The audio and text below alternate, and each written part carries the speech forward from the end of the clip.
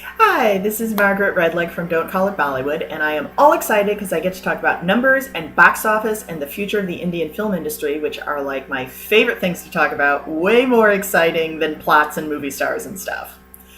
So, Jab Harry Met Sejal came out this weekend, and it was supposed to be the big Shah Rukh Khan blockbuster.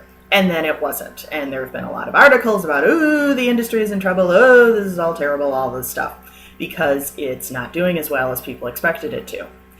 But what I'm wondering after looking at all of the numbers is if it really is doing as well as was expected, and it's just the expectations were a lot lower than they used to be.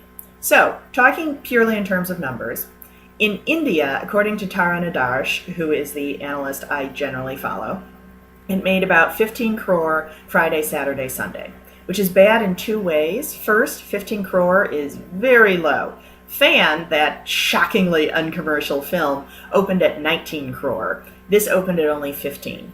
And it held steady. Box office is supposed to go up on Saturday and Sunday because you can have twice as many shows because people aren't working. Generally, a film like this would go up 2, 3, 4, all the way up to 5 crore over the course of those 3 days. Holding steady means there's no good word of mouth and there's no repeat viewers. It's actually going down if it's holding steady in a strange way. And this is the same pattern we saw with Tube Light, by the way. It opened at 20 crore and stayed solid over the course of those 3 days. And it opened on Eid, so really it should have been more like 30 crore per the very first day, and then gone up and up and up and up and up, instead of 20 and holding steady. So, not good. Globally, where the numbers are a little more solid, if we look at America as an example, Jab Harry Met Sejal opened on about 250 screens and only did about 4,000 per screen. Just so you understand what this means, 4,000 per screen for a Hollywood film is like record-breaking. Hollywood movies never make this much per screen. But for an Indian film, that level of per screen is standard for a Khan film. It's actually the lowest possible end for a Khan film. Khan movies and other big movies usually come out at about 4,000 to 6,000 per screen. Anything above 6,000 is kind of record-breaking. Dangal made something like 8,000 per screen, I think. Nirja made 8,000 or 9,000 per screen. So 4,000 per screen, very bad, especially considering Race opened on closer to 300 screens and made 5,000 per screen. So Shah Rukh is going down and down and down and down and down, both in terms of expectations, number of screens, and in terms of how popular he actually is with the audience, amount of tickets sold per screen. But is this a bad thing? So far this summer, we've had Tube Light, we've had Jaga Jasoos, and we've had Jab Harry Met Sejal. If you look at all three of them, Jab Harry Met Sejal is by far the healthiest. Tube Light was making 2,000 per screen in America on over 300 screens. Now that's a disaster. First, because you've sold this film to 300 movie theaters, convincing them that they're actually going to make a profit on it, and then they're making like no money. $2,000, that is not enough money to justify taking a risk on an Indian film. Jaga Jasoos, same kind of thing. Massive release, only about 2,000 per screen. It's just not enough. It's okay if you're talking a small Hollywood-type film, but for an Indian movie, you're trying to break into a new market, and you really have to prove yourself to these people, and it's not proving itself. Jab Harry Met Sejal, not as bad.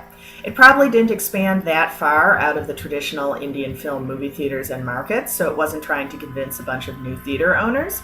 And 4,000 is still respectable, probably more money than they would make on any Hollywood film, especially considering last weekend was the worst summer weekend for Hollywood that there's been in years.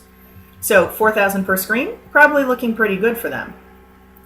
The bigger thing is the release date. Jab Harry Met Sejal could have released on Independence Day, which not only would have been a massive holiday weekend for them, it also would have put them more isolated from other releases. Instead, sort of last minute, they changed back a weekend. They're no longer on a real holiday weekend. I mean, there's Raksha Bandhan, but it's not a huge holiday.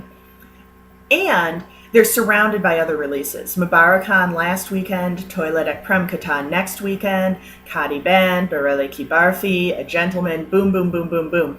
All the way through to September, we've got a medium-sized release basically every weekend, which is wonderful. The big problem with Tube Light wasn't so much that the film failed entirely, although that was also bad. It was that it failed on Eid, meaning coming after Ramadan, so 6 weeks of very low box office.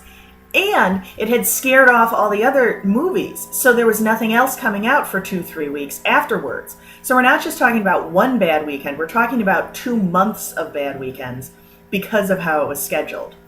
Whereas this movie, modest box office, nobody's going to take a loss on it, and more importantly, you've got Mubarak on last weekend, which was so okay. You've got Toilet Ek Prem Katan next weekend, which, if it follows the standard Akshay Kumar pattern, is going to have a modest release, a modest budget, and a solid profit. And then you've got all of those other films coming out after that. What we're looking at is a return to the days when there were 2 or 3 films coming out every weekend, not just one big movie that was supposed to carry you for an entire 6 months of profits. And this is healthy. This is really good for the industry. So if this is the death of Shah Rukh Khan superstar, that might be a good thing. And it might be sort of a planned demise. If you look at his choice of film roles, he hasn't been looking for that big hit since Dilwale. He's been looking for the interesting artistic actor type of roles. And if you look at what's coming out, that's what he's got coming up too, interesting artistic actor type of roles.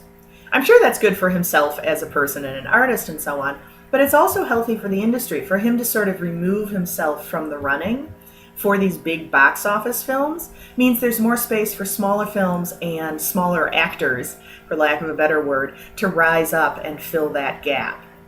So, my hope is actually that Thugs of Hindustan fails and Amir Khan similarly moves back from the superstar status.